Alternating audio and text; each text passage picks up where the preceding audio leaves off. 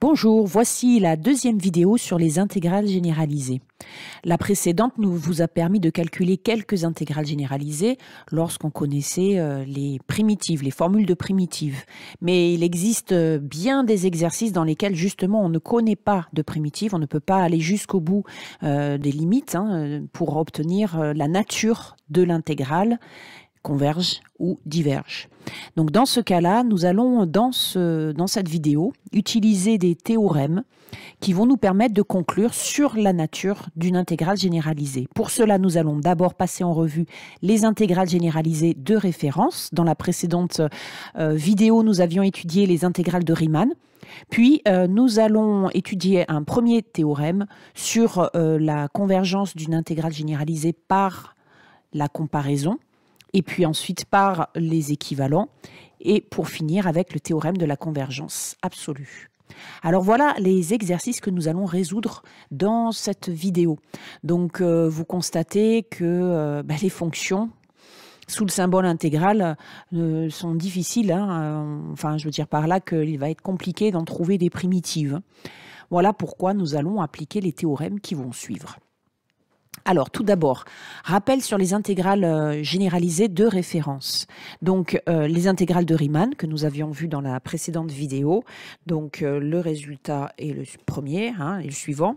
L'intégrale de 1 sur t puissance alpha sur l'intervalle 1 plus l'infini converge si et seulement si alpha est strictement supérieur à 1.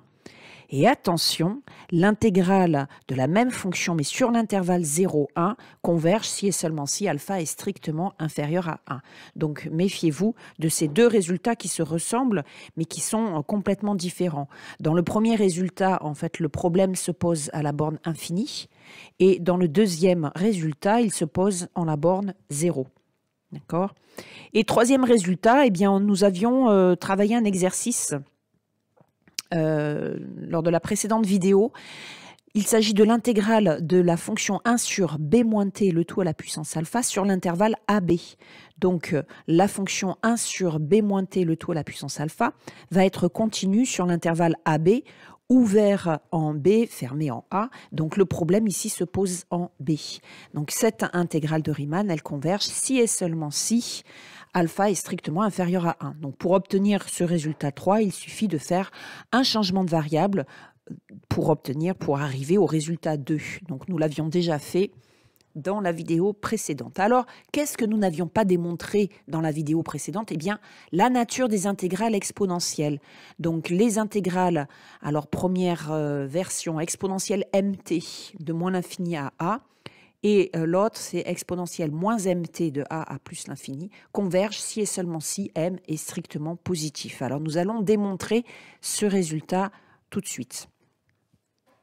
Alors, l'intégrale, on va commencer de a à plus l'infini, de exponentielle moins mt dt, où m est un nombre réel. Alors, dans cette intégrale, en fait, nous avons la fonction exponentielle moins mt. Eh bien, vous savez qu'elle est continue sur R tout entier, donc sur l'intervalle a plus l'infini. Donc, le problème dans cette intégrale généralisée, eh bien, c'est la borne infinie. Donc, pour calculer cette intégrale généralisée, nous allons remplacer la borne plus l'infini par grand X, par exemple, et nous allons en déterminer la limite quand grand X tend vers plus l'infini. Allez, je vais l'appeler grand I. Voilà. Donc, cela donne, eh bien, primitif de exponentielle moins mt, c'est exponentielle moins mt divisé par moins m. Alors attention, ici, nous effectuons une division. Il va falloir faire deux cas de figure. Donc, premier cas, ici, m est différent de 0. Alors ensuite, borne du haut moins borne du bas, on peut sortir le moins 1 sur m ici, du crochet et même de la limite. Donc ça donne moins 1 sur m, limite, quand grand X tend vers plus l'infini, de exponentielle moins mx moins exponentielle moins ma. Allez, que se passe-t-il quand grand X tend vers plus l'infini? Eh bien ici, exponentielle moins mx va tendre soit vers plus l'infini, soit vers 0. Et ça va dépendre du signe de moins m. D'accord? Donc ici, grand I égale, eh bien, soit si M est positif, alors, si M est positif, qu'est-ce qui va se passer? On va avoir moins mx qui va tendre vers moins l'infini, exponentielle moins l'infini, ça fait 0. Et donc, on obtient le résultat exponentielle moins ma sur m. Donc, l'intégrale converge. Et si m est négatif, eh bien, ça donne moins mx qui tend vers plus l'infini. Et donc, l'exponentielle tend vers plus l'infini. Et ici, en fait, on obtient une intégrale qui diverge. Donc, ça donne ici plus l'infini, hein, puisque nous avions devant moins 1 sur m, qui est positif de ce fait. Voilà. Donc, passons au deuxième cas.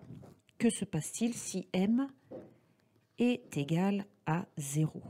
Eh bien, si m est égal à 0, nous reprenons l'intégrale avant même la division. Vous voyez, c'est quand on a déterminé une primitive de exponentielle moins mt que nous avons été obligés de diviser par moins m.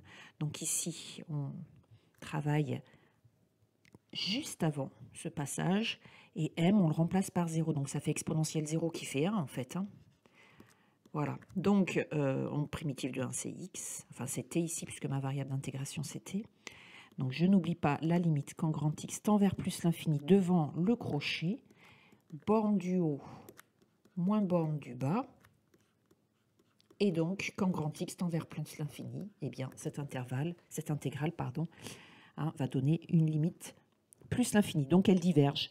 Donc, résultat des courses, conclusion, l'intégrale de exponentielle moins mt sur l'intervalle a plus l'infini converge si et seulement si, eh bien, si et seulement si m est strictement positif.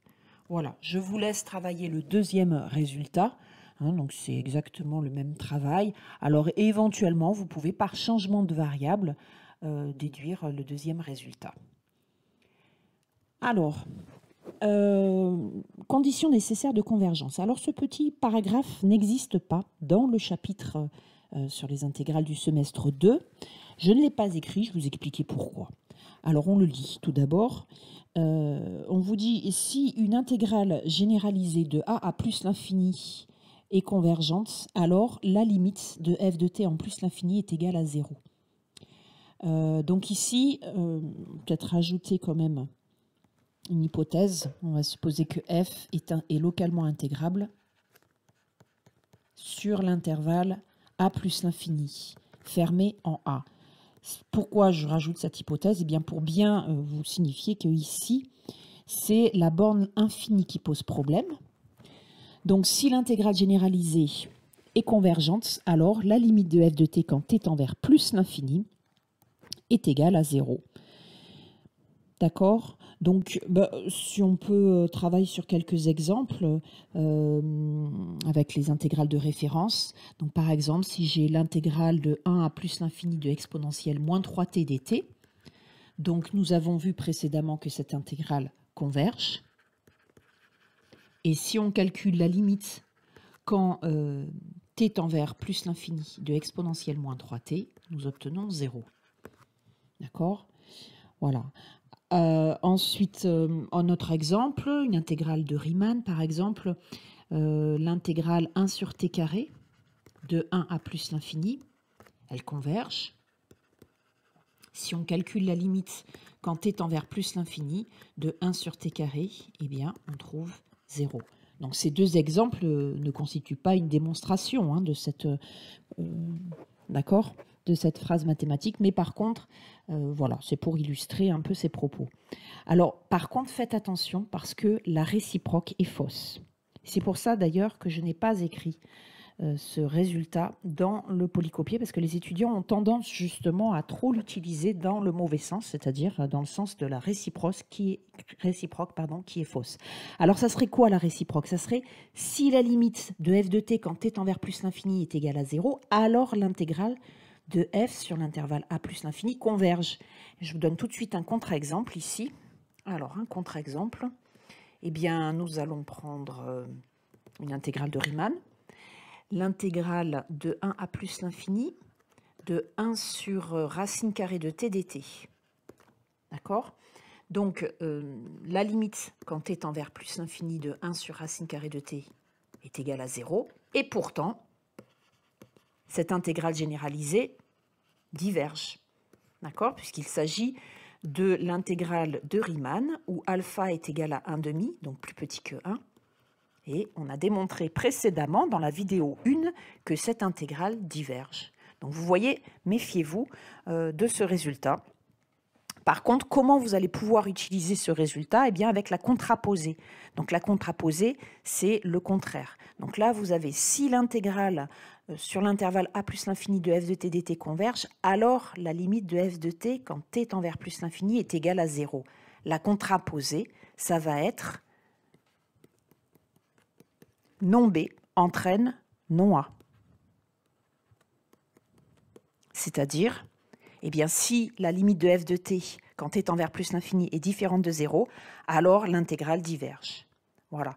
Donc, par exemple, alors si vous avez l'intégrale de 1 à plus l'infini de t au cube dt, d'accord, eh bien, vous pouvez tout de suite dire que cette intégrale diverge, car la limite de t au cube, quand t tend vers plus l'infini, est égale à plus l'infini. Et ça, on le comprend aisément en parlant de représentation graphique du domaine, compris entre l'axe des abscisses, la courbe, la droite d'équation t égale 1 et jusqu'à plus l'infini. Bah, vous voyez, vous comprenez bien que comme la fonction tend vers plus l'infini quand t tend vers plus l'infini, eh bien l'aire du domaine va être infinie.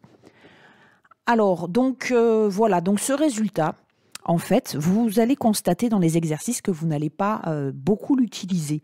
Pourquoi? Je vous rappelle les exercices que nous allons résoudre dans ce chapitre. Regardez chacune des fonctions sous le symbole intégral.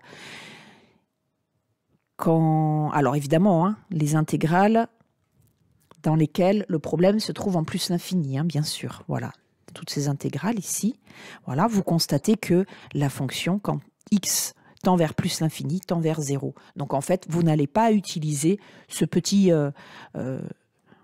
critère de divergence ici, puisque en fait, dans tous les exercices, la fonction ne tend pas vers 0 quand t tend vers plus l'infini, si le problème se pose en plus l'infini, bien entendu.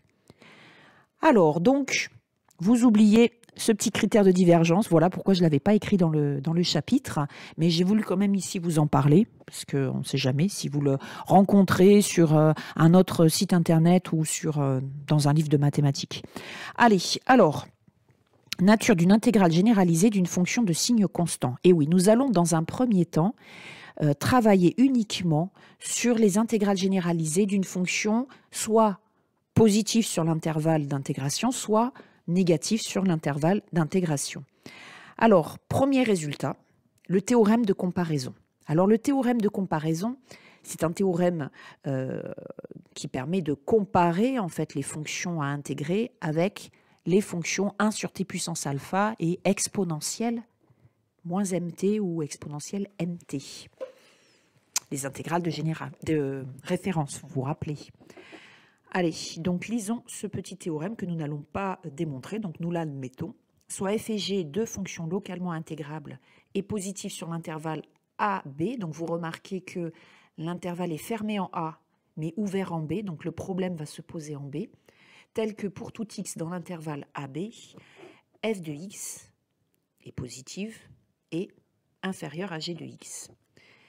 Premier résultat, si l'intégrale de g converge, alors l'intégrale de f, qui est plus petite, converge forcément. C'est assez logique. Deuxième résultat, cette fois-ci, si l'intégrale de f diverge, alors l'intégrale de g, qui est plus grande, diverge, sachant que nous avons affaire à des fonctions positives. Donc vous voyez que ce théorème de comparaison n'est pas trop compliqué à comprendre. Par contre, il va être un peu plus ardu à appliquer dans les exercices parce que, en fait, comment savoir au départ si on va chercher une fonction plus grande dont l'intégrale converge ou s'il faut chercher une fonction plus petite dont l'intégrale diverge. c'est la difficulté de ce théorème. Alors, remarque, donc dans ce théorème de comparaison, je parle de fonctions positives. Mais imaginons que vous ayez à intégrer une fonction négative. Dans ce cas-là, vous allez étudier l'opposé de l'intégrale. Donc, par exemple, si vous avez l'intégrale de h sur l'intervalle AB, où h est négative, eh bien, vous appliquez le théorème de comparaison sur l'intégrale de moins h. Voilà, donc si l'intégrale de moins h diverge, alors l'intégrale de h diverge, et si l'intégrale de moins h converge, alors il en sera de même pour l'intégrale de moins h. Voilà. Allez, passons aux exemples. Alors, premier exemple. Donc ici, pourquoi s'agit-il d'une intégrale généralisée avant tout mouvement? Parce que ce n'est pas la peine de s'embêter. Si ça n'en est pas une, on la calcule et puis voilà. Alors, exponentielle moins t au carré. Il s'agit d'une fonction continue et positive sur l'intervalle. Alors ici, on intègre sur l'intervalle 0 plus l'infini. Donc en 0, pas de problème. Entre 0 et plus l'infini non plus. Donc la borne qui va nous poser problème ici, ça va être l'infini. La borne infinie va nous poser problème. Donc, évidemment, vous avez compris que nous allons utiliser le théorème de comparaison pour résoudre cette intégrale. À quoi allons-nous comparer cette fonction? Pas avec une fonction de Riemann, mais avec une exponentielle. Donc ici, je vous rappelle le résultat.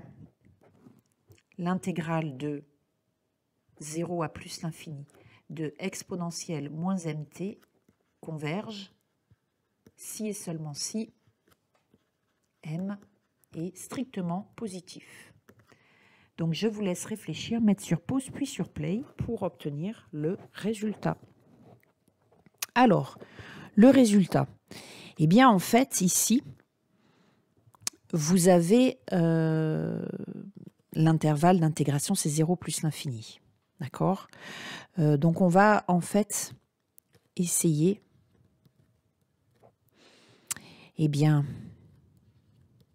d'obtenir ce résultat. Ça serait bien. Donc autrement dit, on cherche une fonction qui est plus grande que f et dont l'intégrale converge. Ça va être le cas ici. L'intégrale de 0 à plus l'infini de exponentielle moins t dt converge. Alors maintenant, est-ce que cette inégalité est juste ou fausse? Alors, bon, on sait que... alors attention, donc vous allez comparer, autrement dit, les exposants. Moins t carré et moins t. Donc vous allez comparer t carré et t. La fonction y égale t, il s'agit d'une droite. Et la fonction y égale à t carré, d'une parabole. D'accord? Donc faites bien attention parce que vous voyez que selon l'intervalle sur lequel on travaille, la fonction t carré est au-dessus, enfin la courbe en tout cas, est au-dessus ou au-dessous ou en dessous de la droite d'équation y égale à t. Donc ici, on remarque sur le schéma que si t est compris entre 0 et 1, eh bien nous allons avoir t carré plus petit que t. Et si t est compris entre 1 et plus l'infini, si vous voulez, on va dire ça comme ça, mais si t est supérieur à 1, eh bien ça va être le contraire. D'accord? Donc, voilà pourquoi il va falloir couper en deux cette intégrale. On va dire que l'intégrale k, c'est l'intégrale de 0 à 1 de f de t, plus l'intégrale de 1 à plus l'infini. Que se passe-t-il sur le premier intervalle? La fonction f est continue sur l'intervalle fermé 0, 1, donc elle est intégrable. Donc cette intégrale ici est finie. Cette intégrale converge, d'accord? Car f appartient à l'ensemble des fonctions continues sur l'intervalle fermé 0, 1. Alors maintenant, nous allons nous intéresser à la deuxième intégrale. Donc là, le problème, on l'a dit tout à l'heure précédemment, il se pose en plus l'infini. Donc, on applique notre inéquation ici, notre inégalité. Comme t est supérieur ou égal à 1, on a t inférieur ou égal à t carré, donc moins t carré inférieur ou égal à moins t. On passe à la fonction exponentielle qui est une fonction croissante, donc le sens de l'inégalité, ne change pas. Voilà. Donc, est-ce qu'on peut aboutir à la conclusion du théorème de comparaison? Eh bien oui, puisque maintenant, notre fonction f de t est plus petite que la fonction exponentielle moins t, et l'intégrale de 1 à plus l'infini de exponentielle moins t dt converge. Donc, l'intégrale de f de t sur l'intervalle 1 plus l'infini converge. Voilà.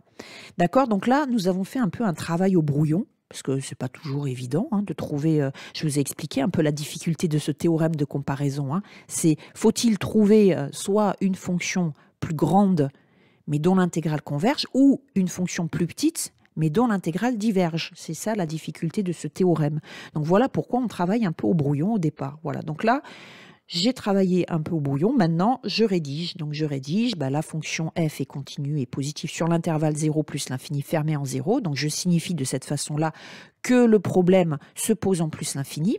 Ensuite, par la relation de Chasles, je scinde en deux mon intégrale k en disant qu'il s'agit de l'intégrale de 0 à 1 plus l'intégrale de 1 à plus l'infini.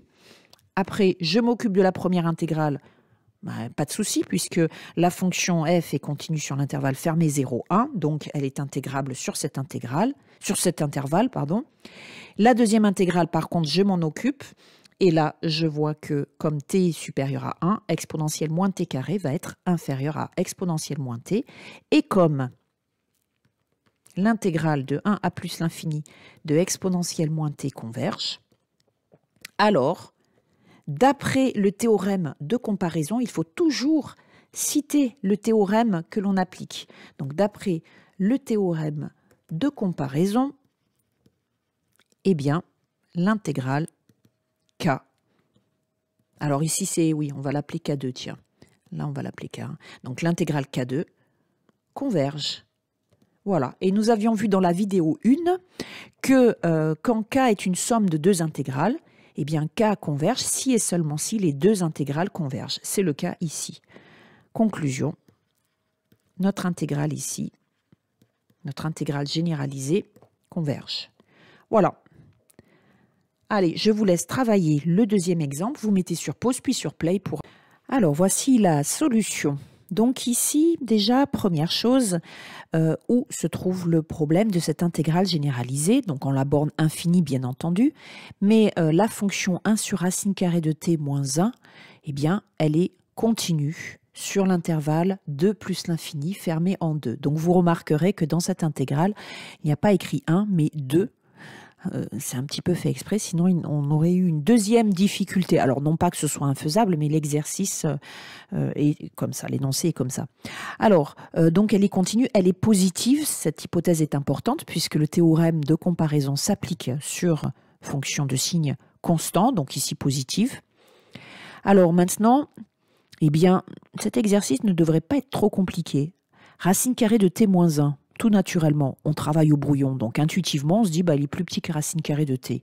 On inverse, donc ça change le sens de l'inégalité.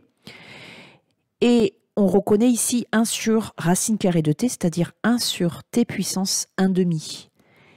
Et on se rappelle des intégrales de Riemann. Les intégrales de Riemann, de 1 sur t puissance alpha, convergent si et seulement si alpha est strictement supérieur à 1. Donc ici, alpha est inférieur à 1.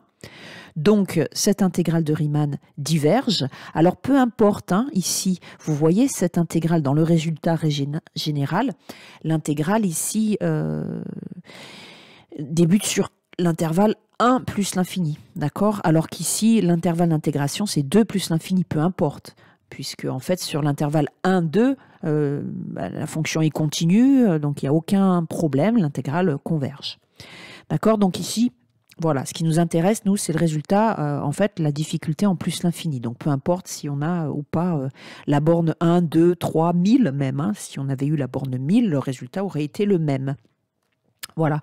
Donc ici, alors... D'après le théorème de comparaison, je ne l'ai pas écrit, toujours citer le théorème que l'on applique. Alors, d'après le théorème de comparaison, eh bien, l'intégrale diverge. Voilà, donc cet exercice n'était pas trop compliqué. Allez, maintenant, deuxième théorème qui va nous permettre de déterminer la nature d'une intégrale généralisée. Vous venez de voir dans le théorème de comparaison qu'il n'est pas toujours aisé de trouver soit une fonction plus grande dont l'intégrale converge, soit une fonction plus petite dont l'intégrale diverge. C'est la difficulté de ce théorème de comparaison. Le théorème suivant, le théorème de l'équivalence, va être bien plus agréable, on va dire ça comme ça, à utiliser. Alors, à condition de trouver un équivalent. Eh oui. Alors, si f et g sont deux fonctions localement intégrables et positives, toujours la même hypothèse, hein, nous sommes dans le paragraphe de la recherche de la nature d'une intégrale généralisée positive sur l'intervalle AB. Donc ici, le problème se pose en B, puisque l'intervalle est ouvert en B. Tel que f de x est équivalente à g de x en B, donc forcément, puisque le problème se pose en B, on cherche un équivalent en B. D'accord ? Alors, les intégrales généralisées de f et de g sur l'intervalle AB sont de même nature. Alors, nous allons travailler les deux exemples suivants, mais d'abord, un rappel ou une découverte pour certains sur ce que sont des fonctions équivalentes.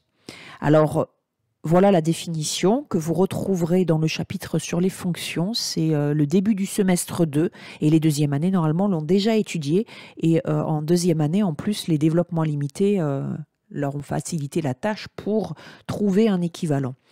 Alors, définition, c'est parti. Soit x0, un nombre réel, ou plus ou moins l'infini. On dit que la fonction f est équivalente à la fonction g en x0 lorsque la limite quand x tend vers x0 de f de x sur g de x est égale à 1. On note alors avec une petite vague, et sous la vague, on écrit x0. On peut aussi écrire x tend vers x0 sous la vague, si jamais il y a plusieurs variables qui interviennent dans notre expression. Voilà, f de x est équivalente à g de x en x0. Donc, par exemple, eh bien, si je prends la fonction f de x égale à 7x cube plus 3x plus 1, je cherche un équivalent de f de x en plus l'infini. Eh bien, je vais choisir le terme de plus haut degré de ce polynôme. Pourquoi ? Bien parce que quand je calcule la limite quand x tend vers plus l'infini de f de x sur g de x, je vais obtenir la limite quand x tend vers plus l'infini de 7x cube sur 7x cube qui fait 1. D'accord ? Ou, si vous préférez, je simplifie ici, ça fait 1 plus 3 septièmes de 1 sur x carré plus 1 sur 7x cube. Donc, la limite de cette expression, c'est 1. Donc, f et g sont bien équivalentes en plus l'infini. D'où le résultat qui suit, tout polynôme est équivalent en plus ou moins l'infini à son terme de plus haut degré. Par contre, en 0, eh bien, tout polynôme est équivalent à son terme de plus bas degré. Donc ici, si je reprends l'exemple de f de x, en 0, ben, un équivalent de f de x, ce sera 1. D'accord ? Alors, que se passe-t-il pour les autres fonctions ? Eh bien, pour les autres fonctions, nous allons utiliser l'équation de la tangente à la courbe en x0. Donc, vous vous rappelez, l'expression de la tangente à la courbe en x0, c'est f de x0 plus x moins x0 fois f' de x0. Donc, il s'agit aussi, on appelle ça un développement limité en x0 d'ordre 1. Voilà. Alors, donc les deuxièmes années connaissent bien normalement. Donc ici, parfois, le développement limité à l'ordre 1 ne suffit pas. Donc on pousse plus loin les calculs pour obtenir soit le terme de degré 2. Donc à ce moment-là, on parle de développement limité d'ordre 2, soit le terme de degré 3, soit le terme de degré... Enfin voilà. Mais en général, pour la recherche de la nature d'une intégrale généralisée, nous utiliserons plutôt les développements limités d'ordre 1. Autrement dit, l'équation de la tangente en x0. Donc ici, voici quelques formules à connaître. Donc vous pourrez, si jamais vous ne connaissez pas, tranquillement les travailler au brouillon. Donc sinus x est équivalente en 0 à x. Pour cela, vous écrivez la formule de l'équation de la tangente en 0. Donc voilà, bon, je vous laisse faire, hein, d'accord ? Voilà. Donc ça, ce sont les formules que je vous ai écrites, ce sont vraiment les formules classiques qu'on utilise très souvent. Donc, c'est bien de les connaître par cœur, à force de les utiliser en général. Voilà, après on les retient, on les retrouve très facilement aussi, hein, avec la formule de l'équation de la tangente.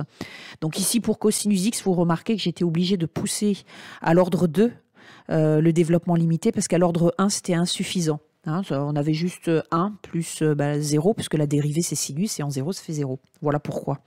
J'ai poussé à l'ordre 2, d'accord? Alors ensuite, il faut savoir que on peut appliquer certaines opérations sur les équivalents. Par exemple, eh bien, si F1 et G1 sont équivalentes en x0 et F2, G2 sont équivalentes en x0, à ce moment-là, le produit F1, F2 est équivalent en x0 à G1, G2. De même pour le quotient, à condition bien sûr que G2 et que F2 soient non nuls au voisinage de x0. Pour l'addition, attention, cela ne marche plus. Voilà. Allez, je vais maintenant revenir à nos exemples. Déterminer la nature de l'intégrale généralisée suivante. Donc ici, première chose à faire, comme d'habitude, hein, on cherche les problèmes, les bornes qui posent problème dans cette intégrale. Donc la fonction x plus 5 sur x carré plus 1 fois racine carrée de x, c'est un produit quotient de fonctions continues, hein, fonction carrée, la droite y égale x plus 5, la fonction racine carrée, tout ça ce sont des fonctions continues. Donc sur l'intervalle 1 plus l'infini, eh bien c'est une fonction continue et en plus elle est positive, d'accord, puisque je vous rappelle que nous avons ici, dans notre théorème, une hypothèse qui est importante, hein, le fait que la fonction intégrée est positive. Donc, sur l'intervalle 1 plus l'infini, fermé en 1, donc le seul problème ici qui se pose dans cette intégrale généralisée, c'est la borne plus l'infini. Donc, nous allons chercher un équivalent de la fonction f en plus l'infini. Donc, f de x est équivalente en plus l'infini a. Alors, on a un quotient, donc on va chercher un équivalent du numérateur et un équivalent du dénominateur. Un équivalent de x plus 5 en plus l'infini, il s'agit d'un polynôme, donc on prend le terme de plus haut degré, x. Au dénominateur, nous avons un produit, donc on va chercher un équivalent de x carré plus 1, puis un équivalent de racine carrée de x en plus l'infini, et on fait le produit. Donc un équivalent de x carré plus 1, c'est x carré, pour le terme de plus haut degré.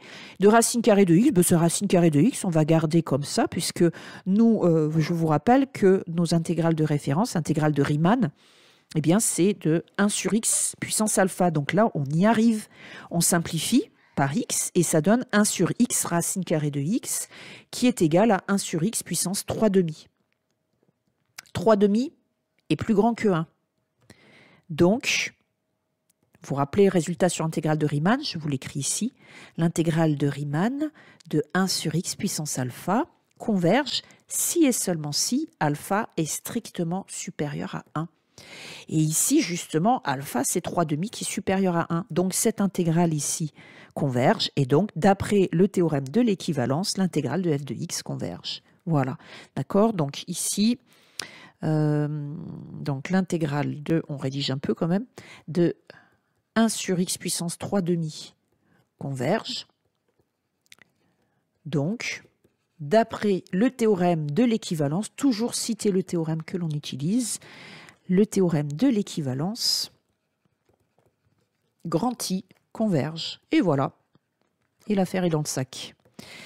Passons à la suivante. Déterminer la nature de l'intégrale généralisée I égale l'intégrale de 0 à 1 de sinus x sur x dx. Alors, eh bien, où se pose le problème ici? Il n'y a pas de borne plus l'infini. Par contre, on a une division par x, on a la fonction sinus x qui est continue sur R, la fonction x qui est continue sur R également, mais là on fait un quotient, donc attention. D'accord? Donc la fonction qui a x associe sinus x sur x est continue sur l'intervalle 0,1 ouvert en 0. Et alors maintenant, est-ce qu'elle est positive? Je vous rappelle hein, l'hypothèse du théorème de l'équivalence. La fonction sinus x sur 0,1, elle est positive. D'accord? Puisque ici, en pi sur 2, voilà, après elle décroît. D'accord? Donc vous avez ici la représentation graphique. Hein. Pi sur 2, c'est 3,14 divisé. Enfin bref, peu importe, vous voyez sur le graphe qu'elle est positive. Donc on va l'écrire.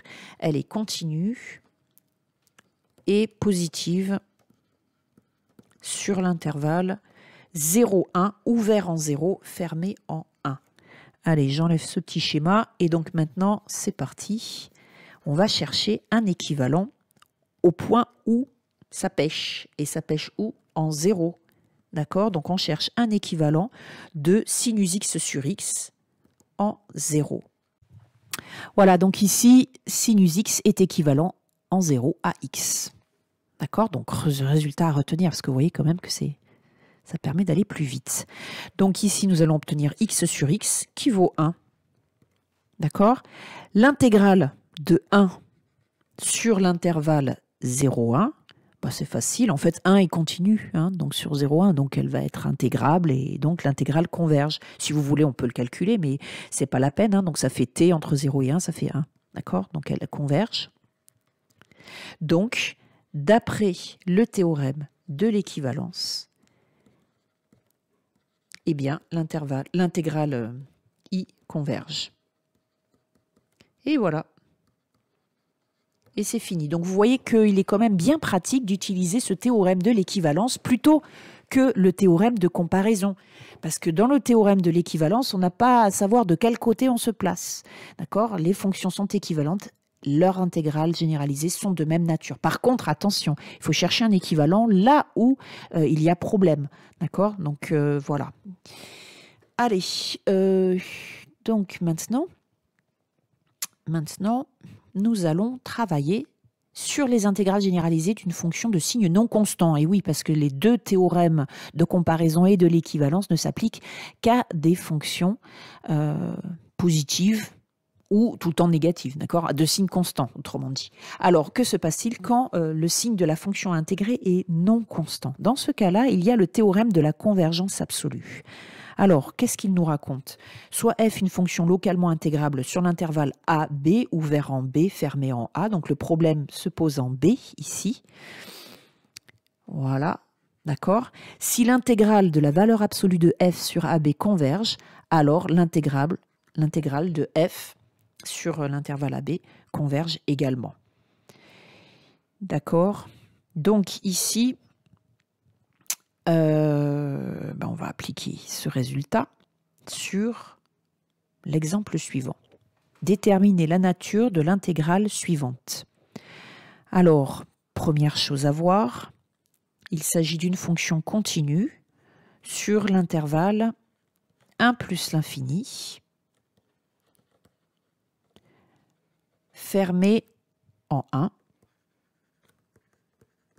D'accord, il n'y a pas d'autre problème sur cet intervalle 1 plus l'infini. Donc le seul souci, c'est la borne plus l'infini. C'est ça qui fait que cette intégrale est dite généralisée. Alors maintenant, cette fonction, eh bien, elle n'est pas de signe constant. Vous l'avez bien compris, hein, le sinus x sur l'intervalle 1 plus l'infini, il oscille entre moins 1 et 1 indéfiniment. Donc nous allons appliquer le théorème de la convergence absolue. Donc on étudie la nature de l'intégrale de la valeur absolue de sinus x sur x carré. D'accord? Donc on étudie la nature de l'intégrale de 1 à plus l'infini de valeur absolue de sinus x sur x carré. Donc maintenant, eh bien, la fonction valeur absolue de sinus x sur x carré est continue et positive sur l'intervalle 1 plus l'infini, et on va pouvoir appliquer l'un des deux théorèmes de comparaison ou d'équivalence. Donc, est continue et positive sur l'intervalle 1 plus l'infini. Voilà. Alors, quel théorème utiliser? Le théorème de l'équivalence, c'est ce théorème par lequel il faut toujours commencer, parce que c'est le plus facile, hein, je vous l'ai expliqué pourquoi. Hein. Et après, cas échéant, on applique le théorème de l'équivalence, en espérant que ça marche. Mais avec les exercices classiques que je vous ai préparés, il n'y aura aucun problème. Alors ici, un équivalent de sinus x en plus l'infini, non, hein, d'accord. Un équivalent avec la formule de l'équation de la tangente en plus l'infini, c'est pas possible, hein, c'est en un nombre réel x0. Donc ici, en fait, on va plutôt se pencher vers le théorème de comparaison. Valeur absolue de sinus x, vous savez qu'il est compris entre 0 et 1. D'accord? Sinus x est compris entre moins 1 et 1, donc valeur absolue de sinus x est compris entre 0 et 1. Donc maintenant, valeur absolue de sinus x sur x carré va être compris entre 0 et 1 sur x carré. Alors bien entendu, hein, x est non nul puisque nous travaillons sur l'intervalle 1 plus l'infini. L'intégrale de Riemann de 1 sur x carré converge puisque alpha égale à 2 qui est supérieur à 1. Donc, d'après le théorème de comparaison, on peut l'appliquer ici, hein, puisque la fonction valeur absolue de sinus x sur x carré est plus petite que 1 sur x carré. Donc, l'intégrale de valeur absolue de sinus x sur x carré va être inférieure à l'intégrale de 1 sur x carré qui converge. Donc, forcément, notre intégrale converge. Donc, d'après le théorème de comparaison, l'intégrale de valeur absolue de sinus x sur x carré converge. Et ensuite, on conclut avec le théorème de la convergence absolue. On applique alors le théorème de la convergence absolue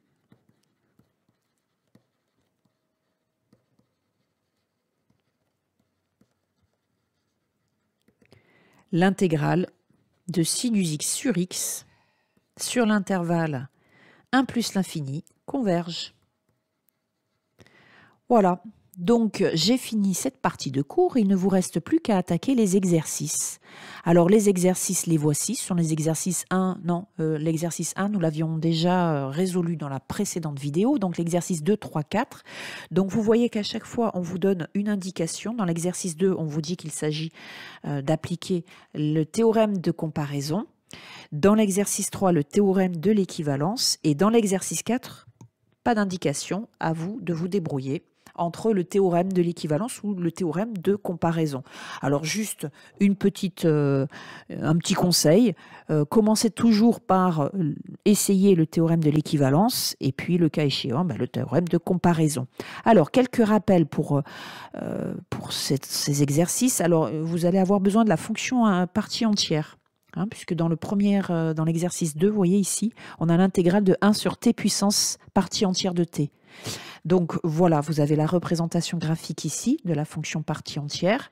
Et puis, cette échelle de fonction vous aidera aussi, cette échelle de grandeur de fonction. Voilà, elle vous aidera pour le théorème de comparaison, je pense que vous l'avez compris, et l'application sur les intégrales de référence, autrement dit les intégrales de Riemann. Donc la correction de ces exercices se trouve dans la vidéo suivante. Ce sera la dernière sur les intégrales généralisées. Voilà, à bientôt et bon courage.